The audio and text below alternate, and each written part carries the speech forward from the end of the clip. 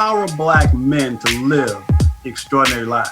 Shatter the stereotypes. Power Black men. Power Black men. Shatter the stereotypes. Power Black men to live extraordinary lives. Shatter the stereotypes. Shatter the stereotypes. Power Black men to live extraordinary lives. Welcome to Shatter the Stereotypes, where the intention is to empower Black men to live extraordinary lives. This show is based on the simple idea that every Black man is capable of creating inner peace, dynamic health, great relationships, and financial abundance. Therefore, we provide insights and strategies to educate, motivate, and inspire Black men to reach their full potential and create the life of their dreams. So if you're ready for some high-octane motivation and inspiration that supports and empowers you to live the life you were born to live, get ready to shatter the stereotypes so you can build a life that lights you up and positively impacts the world. So now, let's shatter the stereotypes with your host, Coach Michael Taylor.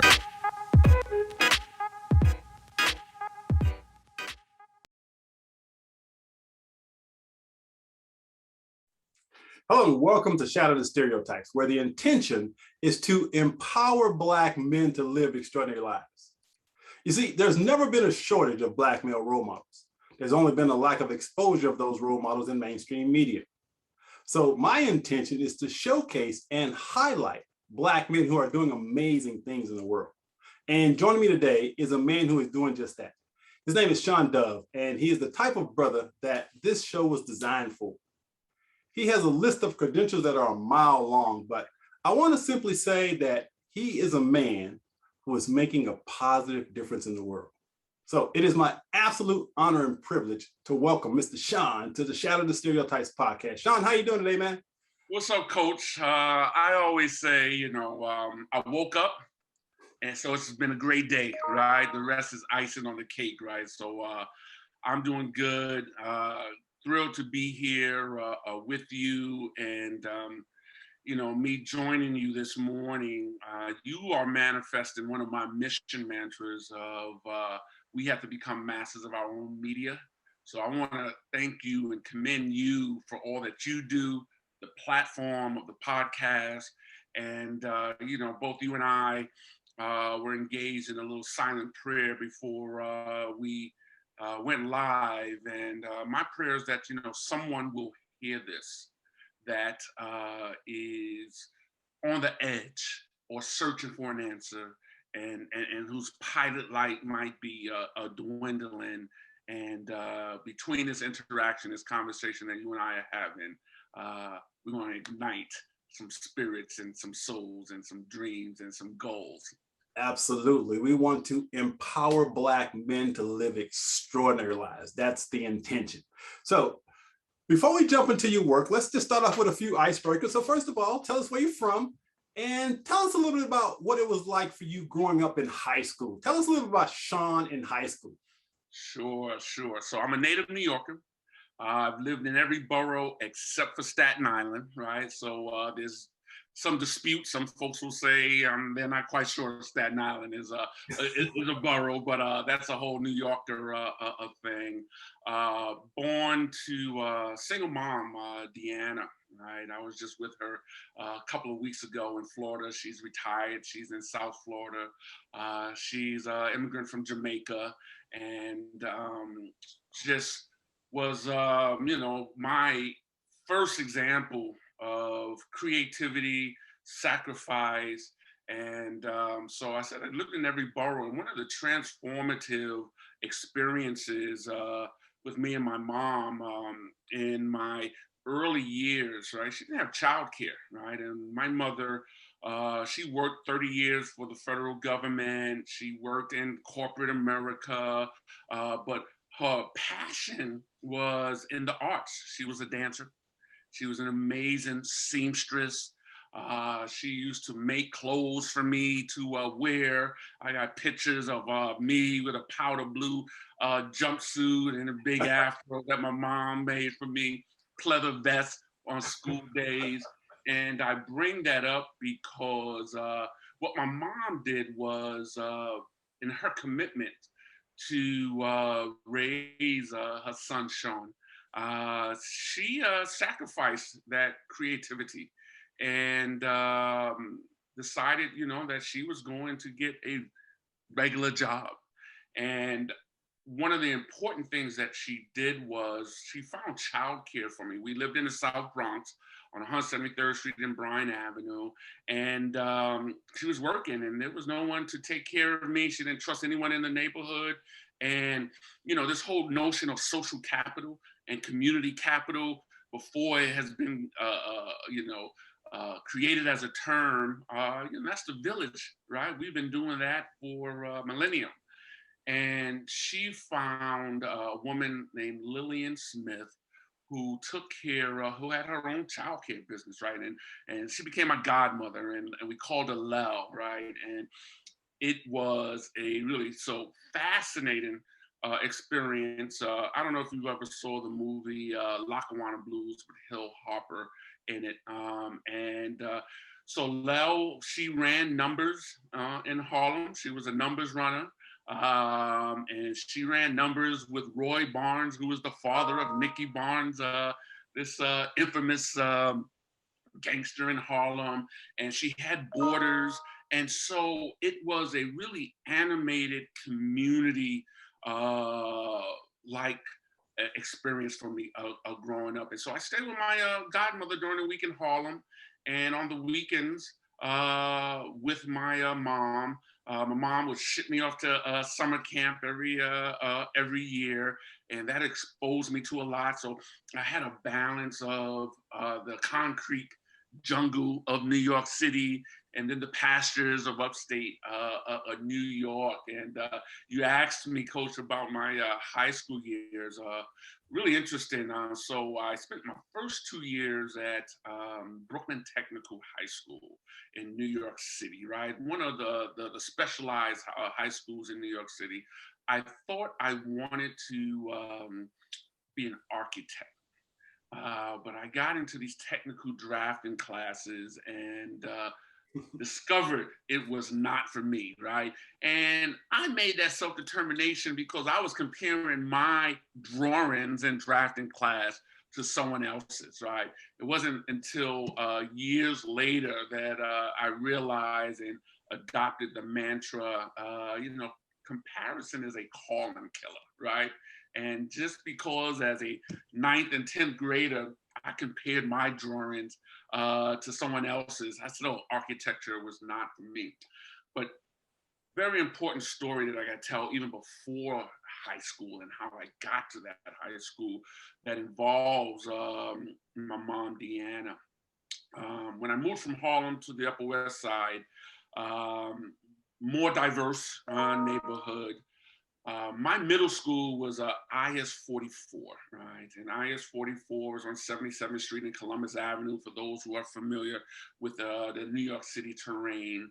And believe it or not, after 6th grade, we had an option to choose for 7th and 8th grade, major math or science or major gym. Major math or science or major gym. And so school was diverse. Just so happens that most of the Black and Latino kids were winding up in major gym. And who wouldn't want to go to major gym, right? As a young man, basketball was my sport. They were playing sock hockey tournaments. And I remember vividly the day coming home with the permission slip for my mom. And I said, Mom, could you please sign this permission slip for major gym? And all my homeboys, Lenny Puppet was his nickname, and Dave, Sad Sack was his nickname. We were all excited. And my mother looked at me and she said, boy, you crazy? She had rediscovered her Wayne and Jamaican accent. And she said, there's no way you're going to a major gym. And she said, you're going to major math and science. And for 2 years, my last 2 years of middle school, I had a resentment with my mom because while I was in classrooms and labs and learning how to operate a Bunsen burner and dissecting frogs. My friends, they were in sock hockey tournaments and just having a grand old time.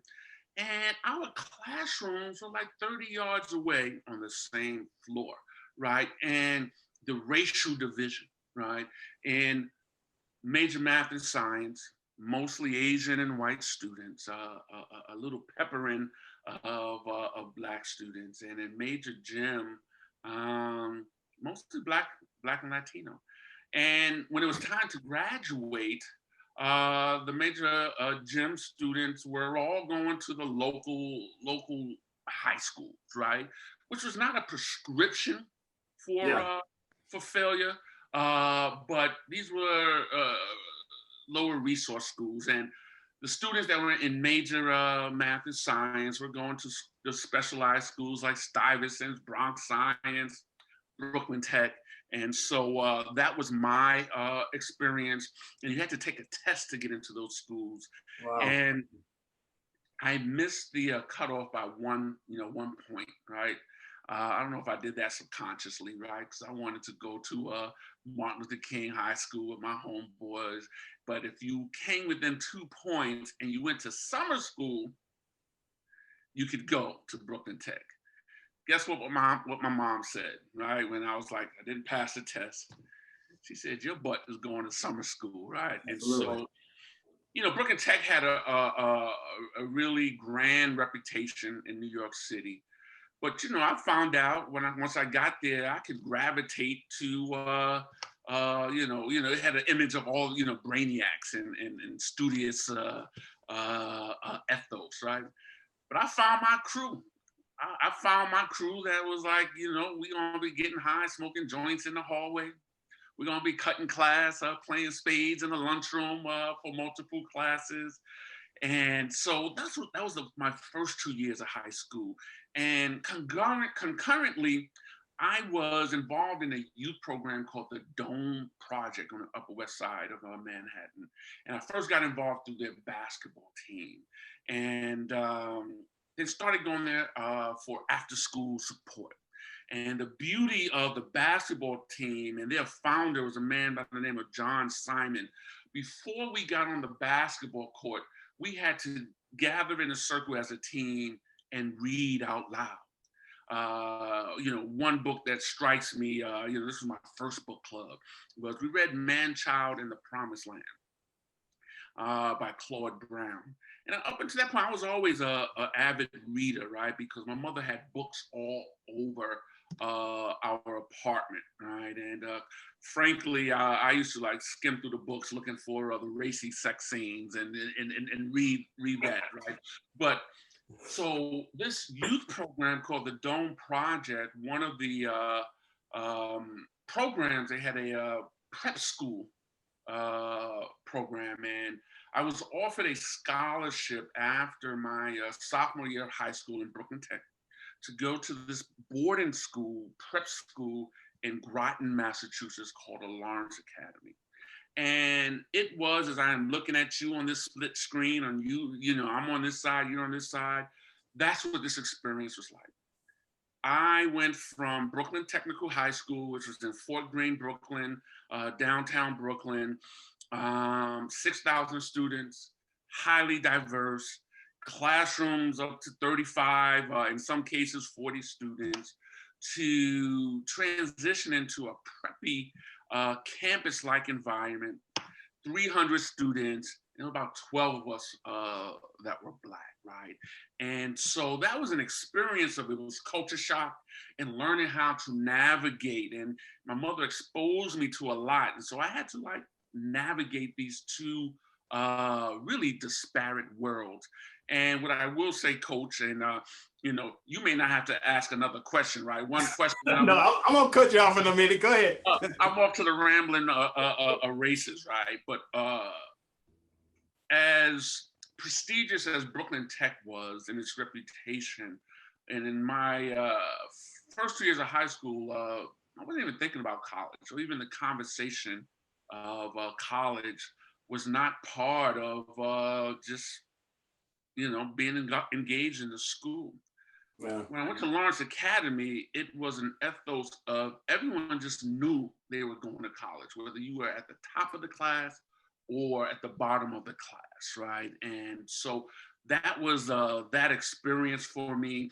And I write about that in my book that's coming out, I2m America, on loving and leading Black men and boys, having to navigate those two worlds, my homeboys in New York City and that prep school environment for the last 2 years of high school.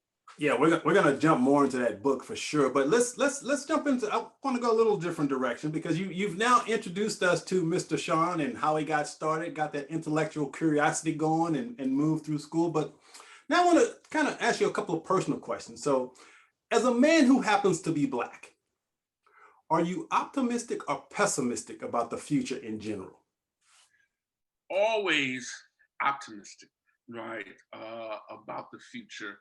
And the reason that I am able to be optimistic is in the spirit of Sankofa, right? And being able to look back in order or before you go forward. And when I look back and I see the spirit and the ethos of George Washington Carver, Denmark Vesey, Ida B. Wells, our ancestors that in conditions, in, my DNA survived the Middle Passage, right? So I can't look back and study and hear the stories of my ancestors and what they have gone through and went through and sacrificed. I know it's become a cliche to hear that we are our ancestors' wildest dreams, but it becomes a cliche because it's true. Sure, I have my moments of discouragement. I have my moments where I ask the question, how do you quantify hope? I have, as you talked about in the beginning of this conversation, so many examples and role models, specifically of Black men that have defied the odds and have shown me this is what an shining example of Black male achievement looks like, right? And so I'm hopeful for the future, right? And there's a brother in my network that you should have on this show. His name is Trabian Shorters. He started an initiative and network called Be Me Community. And one of the things that he says is that we lead the lives based on the stories we tell ourselves, right? And so I'm choosing to tell myself and my people's a story of one of hope and optimism. Does that ignore the dire and grave and challenging scenarios that we as Black people have to grow through in America?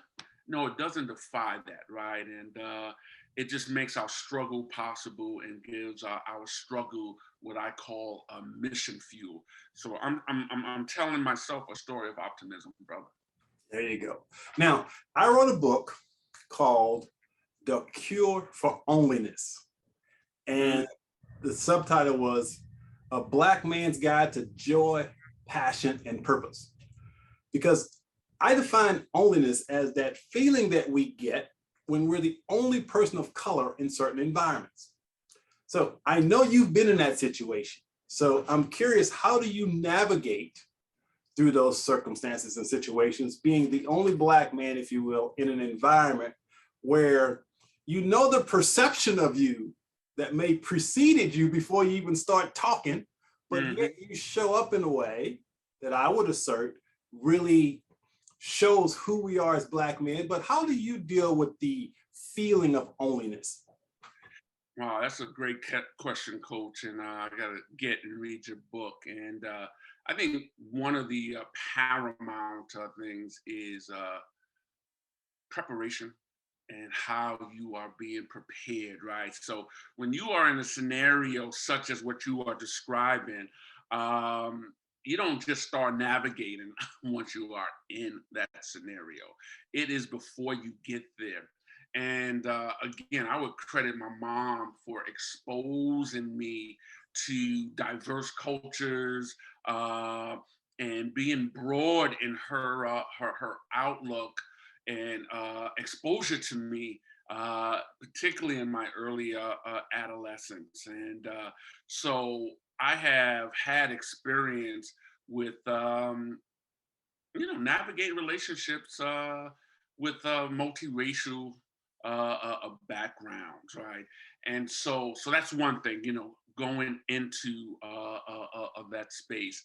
And I think self-awareness is a key. And so I will say that, for example, when I went to the prep school, Lawrence Academy, at a certain point, I said, you know what, Shawn, your presence here is meeting a quota, right? It's meeting a diversity quota that the school has, right? And that's why you're here.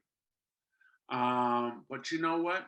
You're going to leverage that to the best of your ability, right? And that's when I began to learn more deeply about social capital, got really focused and rigorous about my education.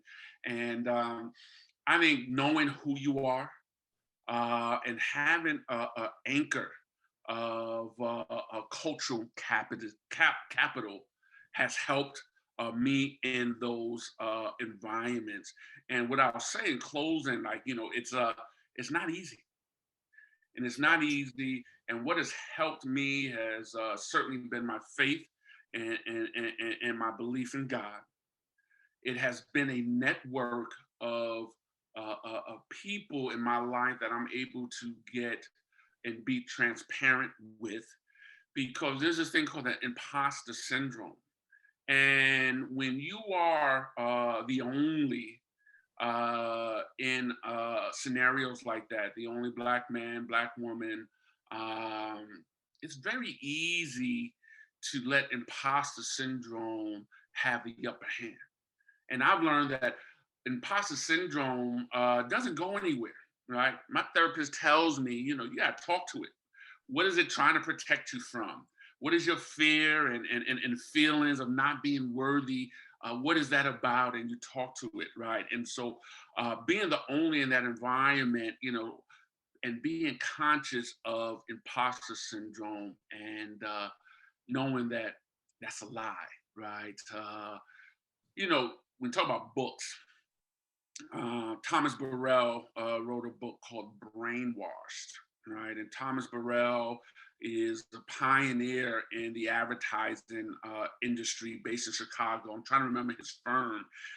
In his book, Brainwashed, he posits that America has created the most sophisticated marketing campaign by convincing Black people that they were inferior, right? Yes. And what you are doing, right, shattering the stereotypes, right, speaks to that, right? Because our ability, my ability to personalize it, to believe, and also just as importantly, not believe the perceptions and the stories.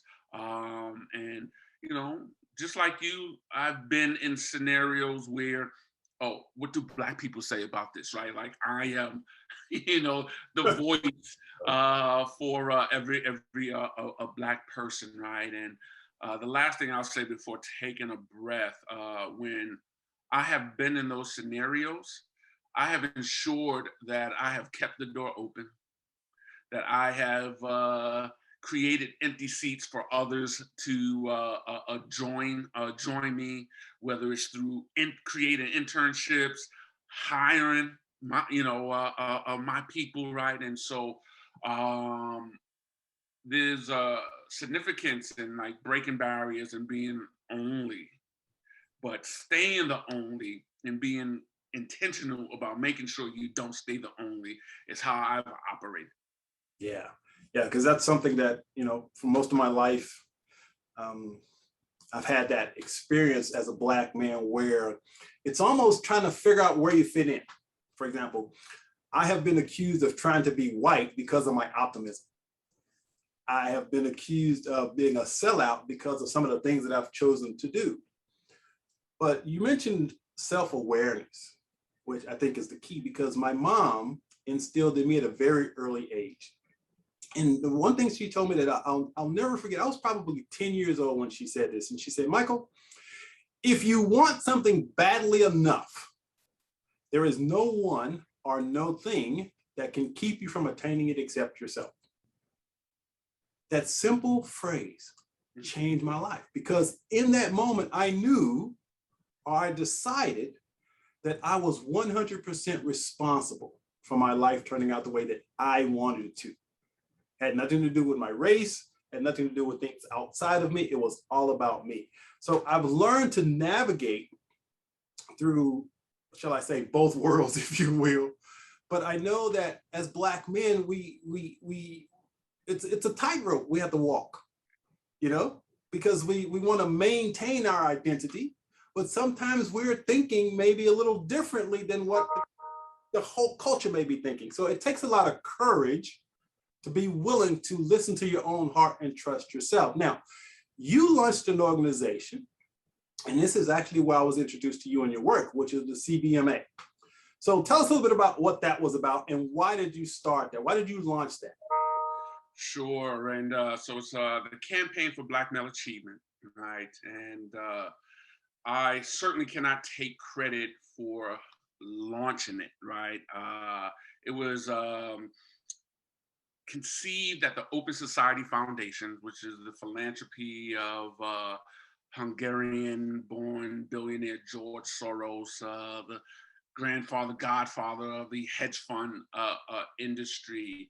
And the genesis of the Campaign for Black Male Achievement, I would say, was a newspaper article in March of 2006, written by Eric Eckhole.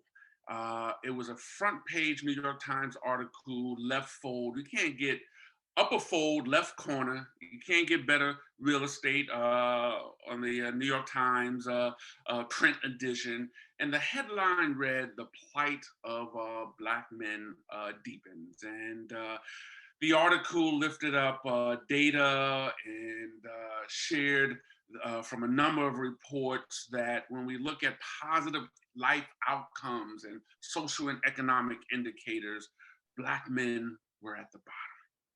And when you looked at the negative outcomes and indicators, Black men were at the top.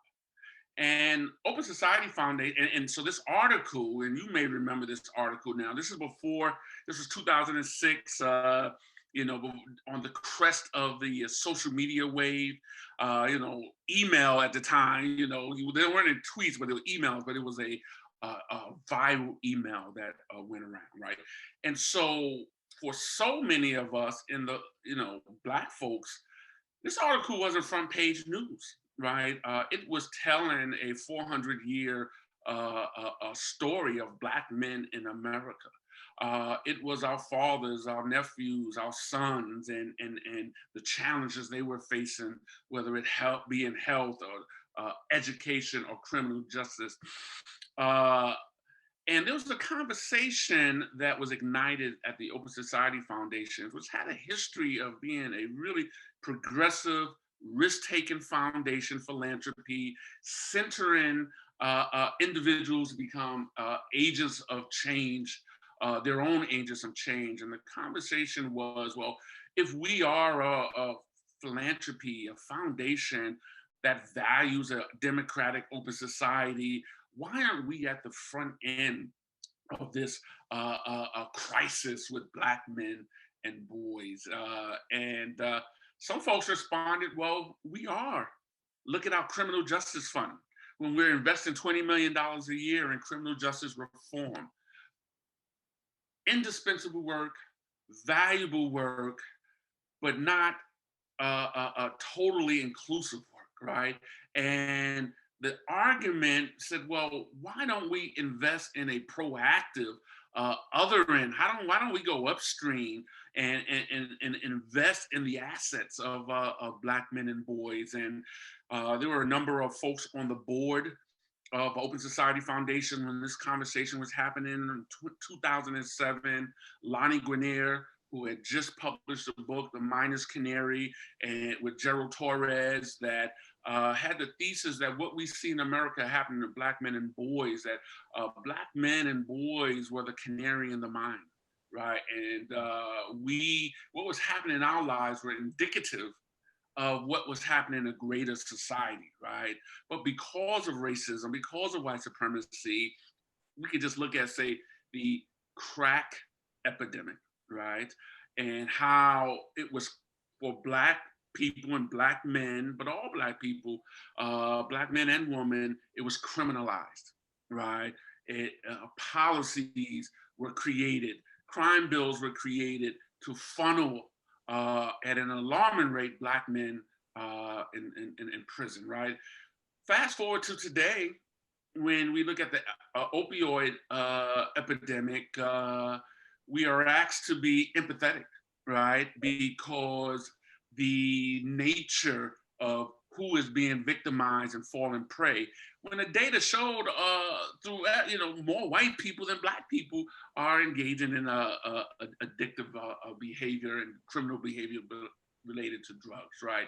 So, but let me get back quickly to the campaign, right? It was originally supposed to be a 3-year philanthropic strategy. I was never involved in philanthropy before. Up until that point, my career was on the direct service side, community arts, community schools, mentoring. And this was my first opportunity to be on the philanthropic side. But I approached the work with a community organizer's mindset. I infused my publishing and media background and began to build a network. Folks told me, the experts, that this was not a field, this was not a movement. I wasn't smart enough to listen to them. I began to call it a field and a movement, and was really like hands-on, and wasn't new work, brother, but it was now work. And I believe that most folks want this sense of love, safety, and belonging. Yeah. And that's what we brought to the campaign. There was a board meeting halfway through our initial 3-year term where we made a presentation on our strategy and our progress. We brought in some leaders from the field that we were funding to tell their stories. And, there are blessings and burdens for working for a living donor, right? Because after a board meeting, you could be packing your stuff up, looking for a new job, or your portfolio can be expanded. And during this board meeting, George Soros said, when we shared the work of the Campaign for Black Male Achievement, wow, I can go really deep with this initiative. I can go as deep as my special fund for poverty alleviation, which was at the time a 4-year, $250 million strategy to respond to then the Great Recession, right? And my fund was $5 million a year. And I will tell you that when he said that in the meeting, folks didn't fall out in their chairs. I literally felt spirits like falling out, like, you gonna give these Negroes how much? And that was really the beginning in this, I would say, current modern phase of Black male achievement, with philanthropy making a big bet. It happened at Open Society Foundations. And one of the things that really I appreciated was that our framing was unapologetically Black men and boys. That was one. And that we approached the work with the asset. We talk about shattering stereotypes with asset framing. It wasn't about marginalized men, disconnected dads. One of the first things I did was change the name of the initiative, and it became the Campaign for Black Male Achievement, right? And even in the progressive liberal halls of philanthropy, some folks had some challenges with Black males and achievement in the same in the same sentence, right? And so we have evolved. We help to seed so much national work that you see happening today. One highlight and moment was supporting helping President Obama launch My Brother's Keeper initiative. We launched the first fellowship for social entrepreneurs focused on Black male achievement in partnership with Echoing Green. In New York City, we partnered with Mayor Bloomberg and New York City Bloomberg Philanthropies to launch the Young Men's Initiative. And the list goes on with what we seeded both locally and nationally. But more than that, we provided connective tissue, right? We didn't have enough money. We needed billions to fund everyone, right? And we still need that. But we gave folks a sense of belonging and a sense of, wow, I'm part of this movement. And one of the things that we loved and that was a real catalyst for the movement, every year we gathered intergenerational leaders at the Muhammad Ali Center in Louisville, Kentucky, called Rumble, Young Man Rumble. And it was not a conference or a convening, it was really a revival, right? And really spoke to the spiritual and emotional aspect of leaders, right? I will say that one of the lasting legacies is that we elevated something called BMA Health and Healing Strategies to address the wellness and well-being of the folks that were doing the work. People were on the edge of suicide. Leaders like you and I, depressed. And I say to all leaders when I'm with them, there's three things you have to be really intentional about utilizing. Your mentors, your coaches, right? Executive or life coach, right? Like yourself, and your therapist. We have got to, in our community, continue to demystify a therapy and mental health, right? And I think that the pandemic, and upside of the pandemic, it has allowed so many of us Black men to drop our mask and say, I need help. Absolutely. Yeah, and I want to jump into your book, but first of all, I just want to, what was your experience like meeting Obama?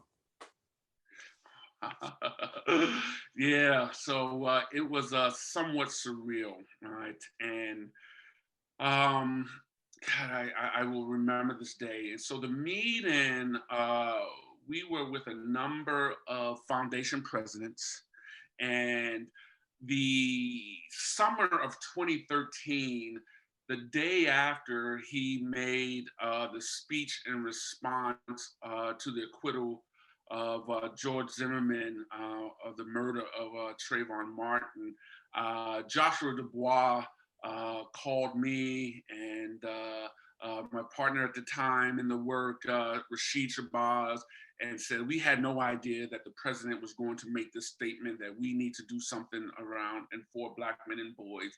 A day after that, Rashid and I were at the White House and we were strategizing what could be done because CBMA had already begun to create a network.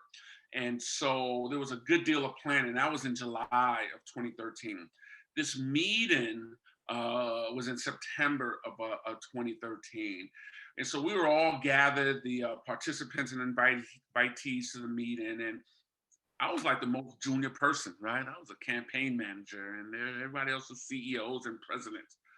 I walk into the meeting of the Roosevelt Room, and there are name tags or the seat for the seats, and I see that my name is and seat is placed right across from the president. And up until that point, I'm like, yeah, this is a meeting, let me go in. I don't even know if I want to be at the table. I might be in the back. And I sat down. And I think it's really important for your listeners to know that being on purpose and seeking change and not the credit is really important, right? And so I sat down, and Darren Walker, who's now he had just taken over the Ford Foundation, and he had whispered in my ear, he was like, this could be called the Shawn Dove meeting, right? And he was just acknowledging all the catalytic work that the campaign had done. And so, I was all like, this is no big deal, trying to play it cool, until he came in to the room. Wow. And I was like, oh, it's the president, right? And then he sat right across from me. And so I'm looking around, and then, trying not to get eye contact, because I didn't think I would be this fanboy and in awe. And then at a certain moment in the meeting, we had just locked eyes, and I just got this sense of affirmation, right? I knew that this was a big moment, but I knew that it was a purposeful and a divine moment. And there's this classic photo from that meeting with me sitting across from the president. I got my hands up like this. I'm saying, I can't remember what I was saying, but I was exhorting, and he's across, and he got the two fingers to the temple, listening and watching me, and, I was probably saying something like, this is the opportunity to bring Black male achievement to the White House. And he's probably thinking, don't this Negro know Black male achievement is already at the White House? And so that was, it was a highlight, and it was a moment along the continuum of the work. And I think it's really important to lift up, people like Dr. Bobby Austin and Lauren Harris and so many, Dr. Ron mentioned, that were not in that room with me, but especially in the philanthropic space, Alvin Starks, who was at the Open Society Foundation at the time when they launched it, that paved the way. They weren't in the meeting with me physically, but their spirit and ethos were in the room with me. Yeah, and Shawn, I just want to just kind of reframe that just a little bit. Number one, you deserved to be at that table, brother. You earned that spot because of the commitment that you have to empowering Black men. So this whole conversation about shattering stereotypes, you are the epitome of a Black male role model. So I just want you to just take that in, bro, because I'm just acknowledging you, man, for what you've contributed to the world and to Black men. So please just let that sink in, bro. So thank you. You deserve to be at that table. Thank you. It's really interesting that you bring that up, right? Because, that's part of my continued growth, right? Every once in a while, my therapist will ask me, why do you dim your light, right? And I'm like, hold up, me, I'm Shawn, Shawn Dove, right? And it goes back to what we were talking about earlier, the story that we tell ourselves is how we live our lives, right? And I would just quickly say that since the pandemic, right, have really gone through this, and writing the book was a good central part of it. It was an excavation of the soul. But shattering the stereotypes, some would think when they hear that, that's about outside perceptions.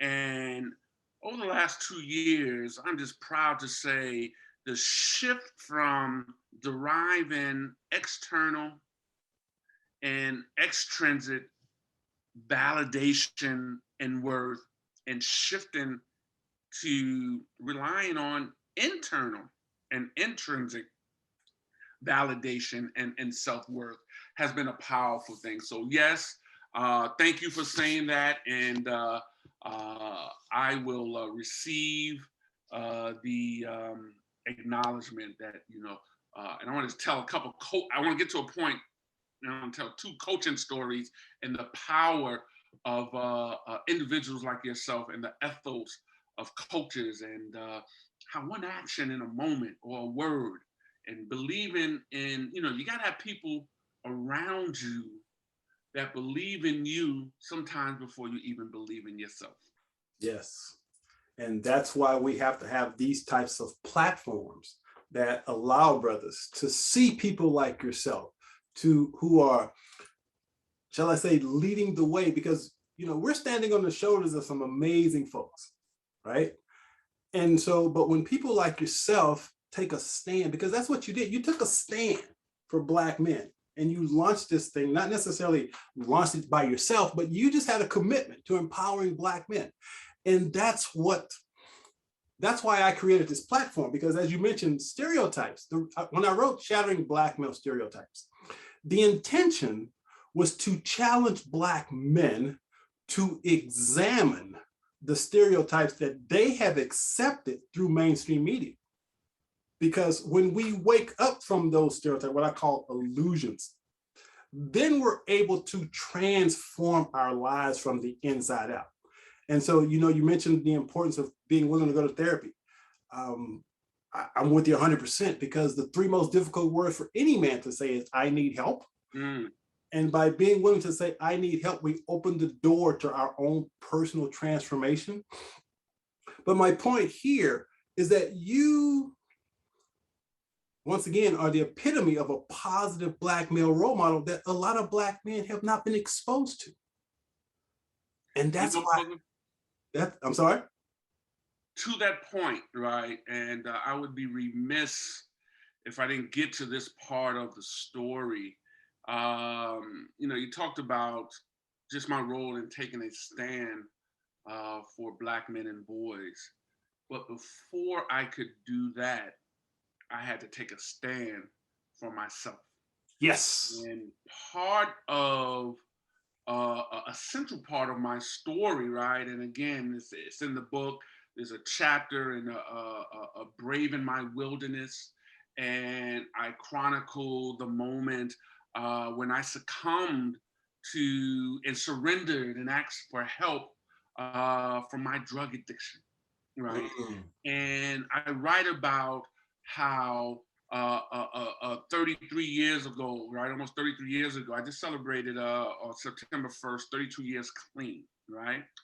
Nice. But 33 years ago, or 32 and a half years ago, I had this plan, right, at Penn Station in New York City. I was going to jump on the tracks and grab the third rail. That's how much in grips, right? And no one could tell from the outside, right? I was in my addiction. My plan was to commit suicide. Mm. And only through divine intervention, God said, I got a plan for you, right? He placed me in certain places I remember that last week, and it was through my best friend and his relationship with his daughter when I was with him that God said, no, I got some plans for you. You are not going to jump on the tracks, right? And I remember leaving him and I was at that platform. I didn't jump. I got on a train, and that was my first day of going into a drug treatment. Oh, wow. If it were not for that, the last 32 years, right? My 4 children, my divine mate and wife, right, which is the most important line in my bio, all of the accolades and stuff that you have talked about in the beginning of this podcast and this conversation, all of that would never have happened. And I think that it is so important. And even if you got 1 million listeners, right, there might be one that is standing on that platform edge and thinking about giving up. And giving up is based on your past, brother. All that has happened. When you ask about optimism, right? Don't make a decision or a leap of such finality when you have the rest of your life ahead of you. And so people see the Shawn Dove story and they see all of the lights and accomplishments, I think it's really important that folks hear the story of bouncing back, right? Muhammad Ali, my first hero. There's that iconic picture of him standing over Sonny Liston, right? In fact, it's in my over my shoulder, right? Knocked Sonny Liston out in the first round. That is the iconic, victorious picture. But the more important picture is Ali going down in the 15th round of the first fight with Joe Frazier from a left hook that his ancestors felt in Africa. Ali got up. He got up, right? And I think that that is the most important message and mission fuel I would want to infuse in anyone, right? It's not how far you fall, it's how high you bounce. Yeah, man, thank you for that vulnerable share. Because like you said, most of us, we'll see, the Instagram post, everything we got going on, but we don't see the story behind how we may have gotten there. And so I appreciate you sharing that story. So first of all, are you okay with time if we go over a little bit? You okay with? Yeah, so let me just send a quick text. So let's keep going, right? We're on a roll. Okay, good. All right. Where is that?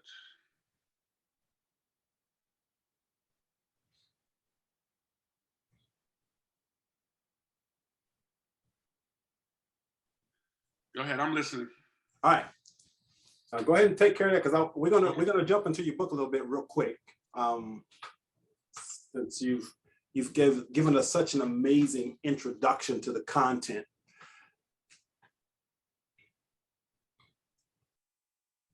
But yes, this is the soon to be released book from Mr. Shawn Dove, I2m America, on loving and leading Black men and boys. Now, you co-authored this with Nick Childs. First of all, tell us a little bit, who's Nick Childs? I don't remember the name. Yeah, so Nick Childs is a longtime friend. I've known Nick for 35 years. He is a Pulitzer Award-winning journalist, author. He has written for and co-written books with the Reverend Al Sharpton, Kirk Franklin. Just this year, coming out, I don't think it's out yet, Jamie Foxx's a book.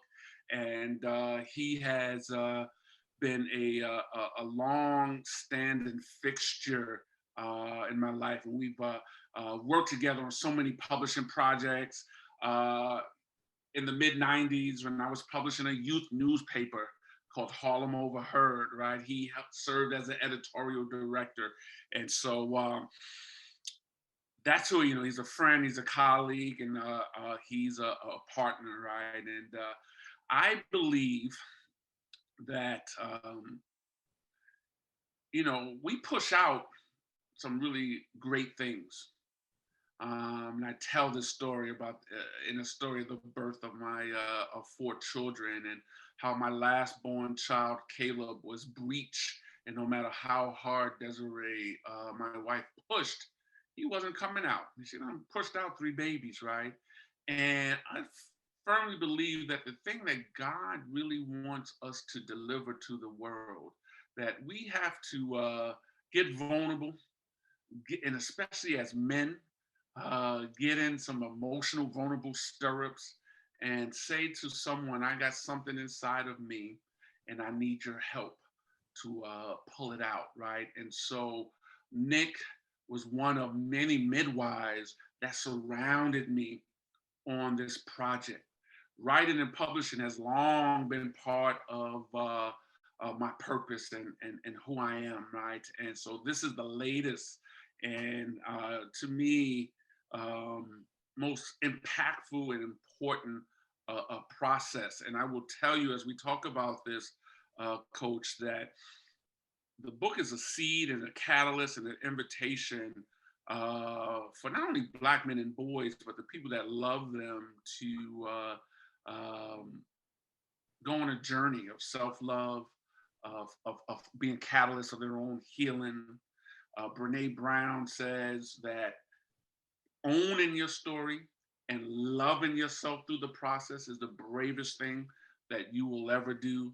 And so this for me has been an act of bravery and something that I have been dreaming and thinking about and doing in pieces of preparation for most of my life. Now, looking at the title, I2m America, which the image is very, very powerful. But what really stands out for me is the subtitle on loving and leading Black men and boys. Very seldom do I hear, especially Black men, talking about loving and leading Black men and boys. You know, we put a lot of emphasis on racism and all the external things, but how many times have we as Black men simply sat down and talked with each other about loving ourselves, about loving each other? And so that's what really stood out for me as I looked at this image. I said, you know, that's the conversation we have to have as Black men. How can we develop that self-love within ourselves? Because that's where it all begins.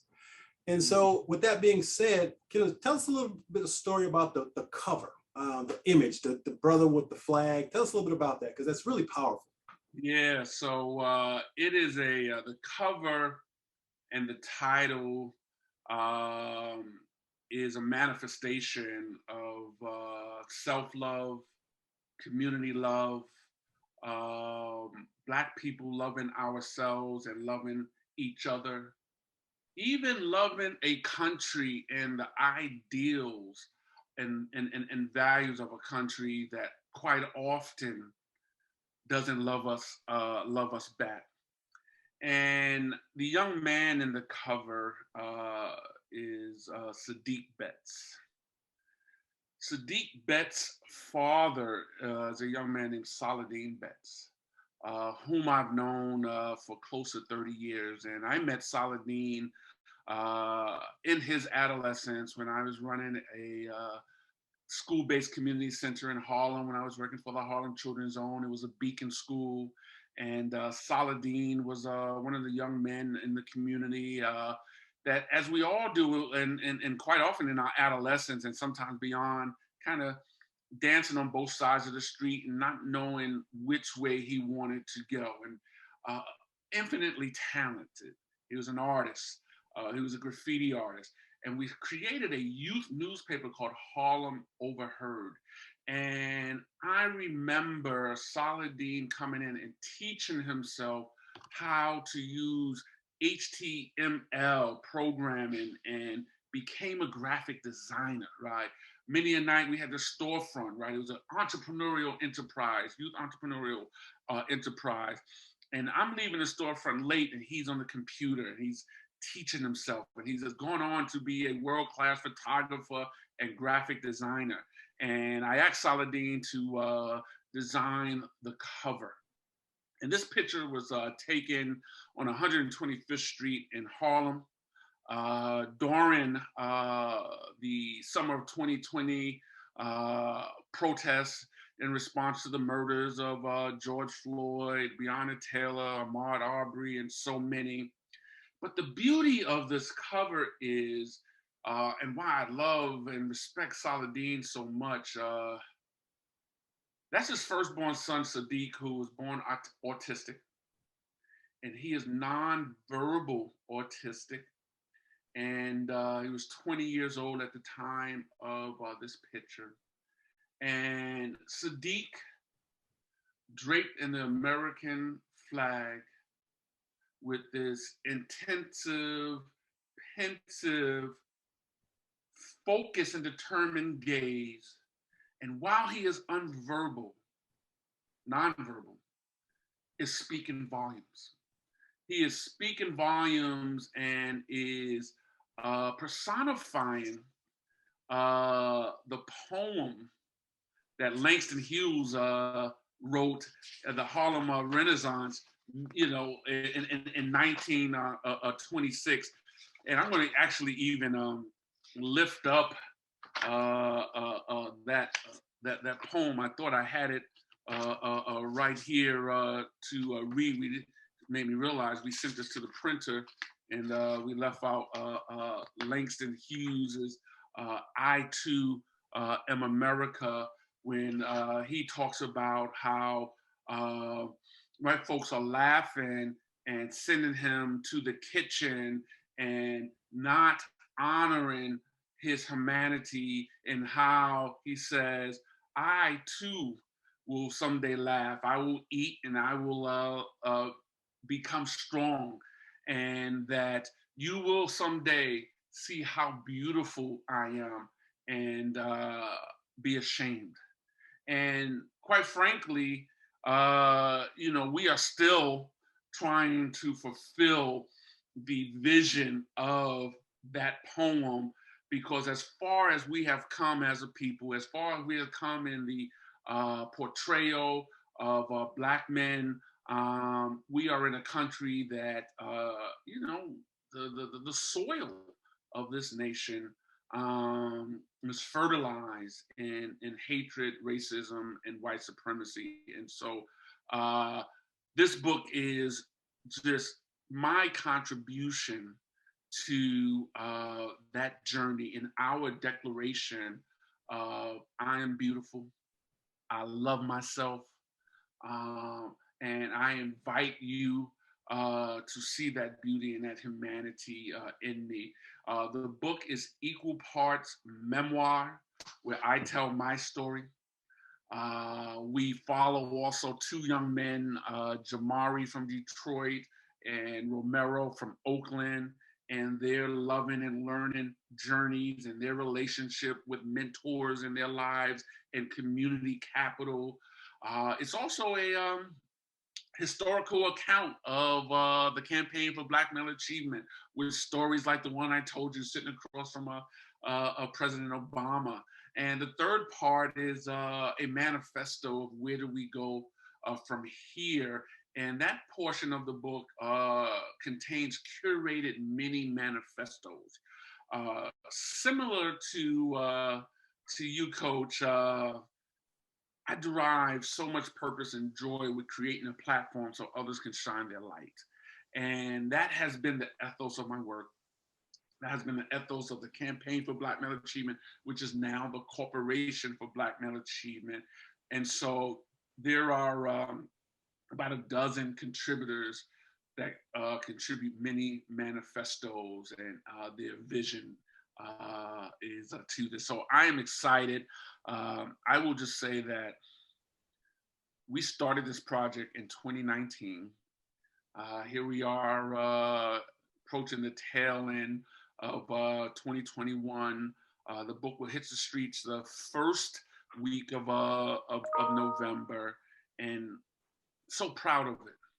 But I'm even more proud of the journey, the courage, the bravery. You know, Jim Rohn says, you know, don't set lofty goals for so much of for achieving those goals. Set lofty goals because of who you will become along the way, right? And so that's what this process has been for me. Well, I can't wait to get a copy. Just really excited about, obviously, knowing you. The book will read a little differently because it'll be here. Having this opportunity to meet you and to connect with you is just something that I've been looking forward to for a very long time.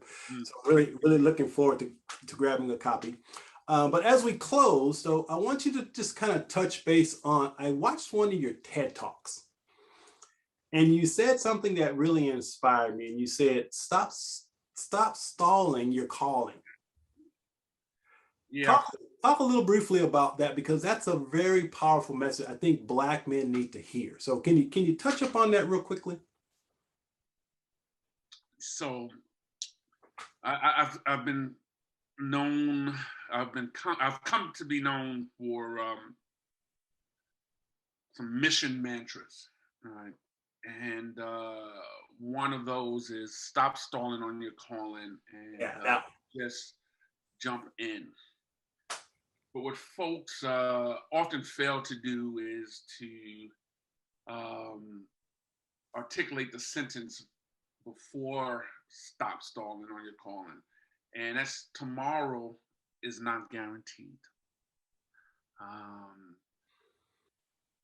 And it just speaks for itself, right? If anything, the pandemic has magnified how fragile life is.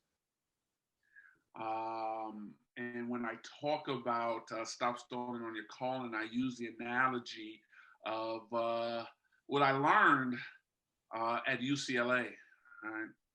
And UCLA is on the university on the corner of Lenox Avenue in Harlem, where in my youth, when they were playing jumping double dutch, and I would often run over, from whatever else I was doing, freeze tag and hot peas and butter, Scullies, and all the wonderful games that we played in our youth. And I would fake and act like I was going to jump into the double dutch, right? We all know the double dutch, right? We're fitting to do something, the double dutch rock. And too many of us spend our entire lives doing the double dutch rock back and forth, and we never jump in. And just recently, and this happens, it's really emphasized and echoed in my heart every September 11th, but this was the 20th anniversary, as we all know. September 10th, 2001, that morning I had a conversation with a brilliant young brother named Clyde Frazier Jr. He started the #1 girls basketball league in New York City. It was called Slam Jam, right? I think it's still around. And I remember when they used to have their games and practices at my community center, and I would open up early on Sunday mornings for them to get into the gym. And they grew, and they moved from the community center, and now they were hosting a tournament at St. John's University. That Monday morning, we both had business at the bank, and I ran into him, right? And he was articulating how excited he was about his vision, right? His full-time job was an IRS enforcer, law enforcement officer, right? But his passion and his purpose was Slam Jam and providing opportunities for girls through basketball. And I remember standing on that corner of Hillside Avenue in Queens with him that morning of September 10th, 2001. And he was exuding optimism and excited about the future. Little did we both know on that morning that he had about 24 hours left to live. He was in the South Tower. His offices were at the World Trade Center. And 24 hours later, he was dead. Wow. And he died, though, with that dream. He died, he had jumped in, right? And I always think of him on that, stop stalling on your calling and just jump in. That means do something, right? What's the first email you can do? What's the first paragraph you can write, or sentence, or title? There is something that we are all called to do, Coach, that that if we don't do it, nobody is ever going to do it. And sometimes I also use an analogy, of pools, right? I was the guy that, was scared to go onto the high diving board and jump as a youth until I finally got the courage to do so. And I was like, that all there is? I delayed this for 3 summer camps before jumping off the high diving board. So making that leap. And sometimes you need people to push you, right? Absolutely. Some people you need to push you. Some people we need We need Coach Taylors that believe in us before we believe in ourselves. And I played basketball. And I remember Coach Norman when I was playing in the CYO League in New York City. And I had a decent jump shot. But I remember early on in my organized basketball career going up for a jump shot. It was to the left of the foul line. And as I was taking the shot, I heard Coach Norman from the side say, or even before I was releasing it, that's good. That's good, with like extreme confidence. I missed the shot. But I don't remember missing the shot. I remember him with extreme confidence believing that my jump shot was good, right? You know, some of us are better in practice hitting shots than in the game. I believe that, and that will always stick with me. And one other thing I got to share, I know we're over, about coaches. I shared earlier about going away to prep school, and I was playing football for Lawrence Academy, and Coach Draper, and I was playing JV football, and I was playing wide receiver. And I dropped the pass wide open in the end zone, late in the game, wide open, right? He yelled from the sidelines, same play, saying everybody knew what was coming. Same play.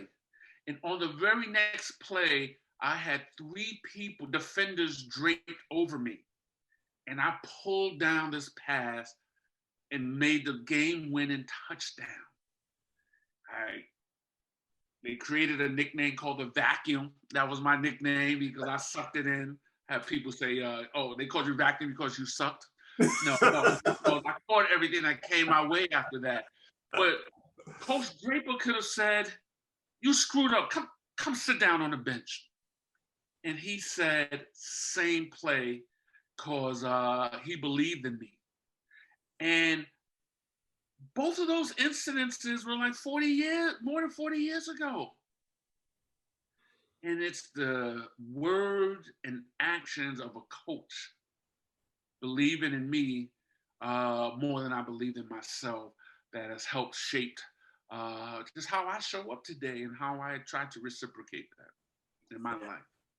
Coaches are invaluable. And the good news is there are now so many coaches that are available to us if we're willing to invest in our own potential to support us and empower us to transform our lives. So with that being said, how can people reach you, Shawn, if they want to learn more about you and maybe work with you or whatever you've got going on? How can people find you?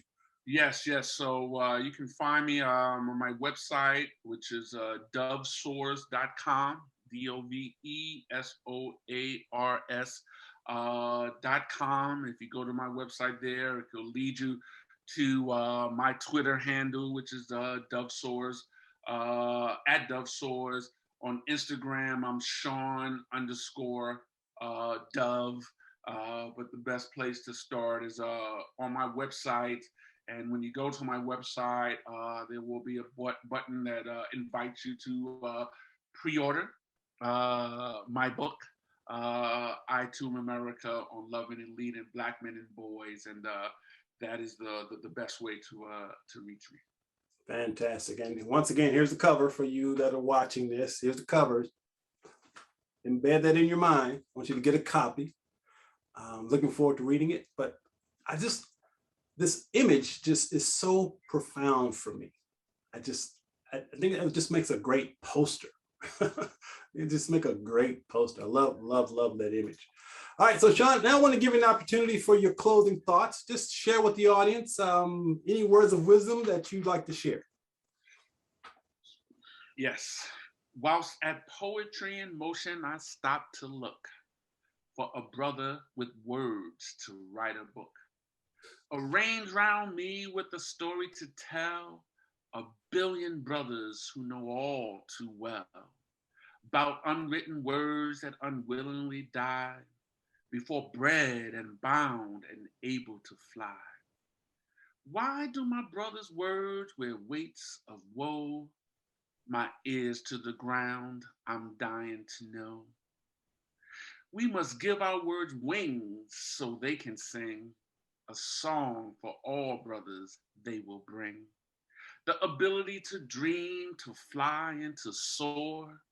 It's to you, my brothers, these words are for. To give your words a life, you must sit and write your story with tales of what life is like. Do me a favor and set your words free, because I need to hear them. Do it for me. Shawn Dove, 1988. I wrote that poem. Wow. And that was a glimpse in 1988 of I2m America on loving and leading Black men and boys. Absolutely beautiful. Absolutely beautiful. Well, my man, it has been my absolute honor and privilege having you on the podcast. Thank you for having me, man. Wish you continued success in all that you do. And as mentioned, we mentioned earlier, everything happens for a reason. We've come together by divine appointment to do some amazing things together. I'm looking forward to future collaborations because we have the same commitment. You know, we have the same commitment. So again, thank you for who you are and how you show up. Take care. God bless, and looking forward to building with you. All right, my man. All right, so that poem really sums it up. You have something to say. You have something to share with the world. Don't stall. Don't be stalling on your calling. Get out there and make some things happen. We're just two ordinary guys who made a commitment to live extraordinary lives, and we're just doing our best to impact the world. You can do the same. All right, we'll see you next episode. Take care.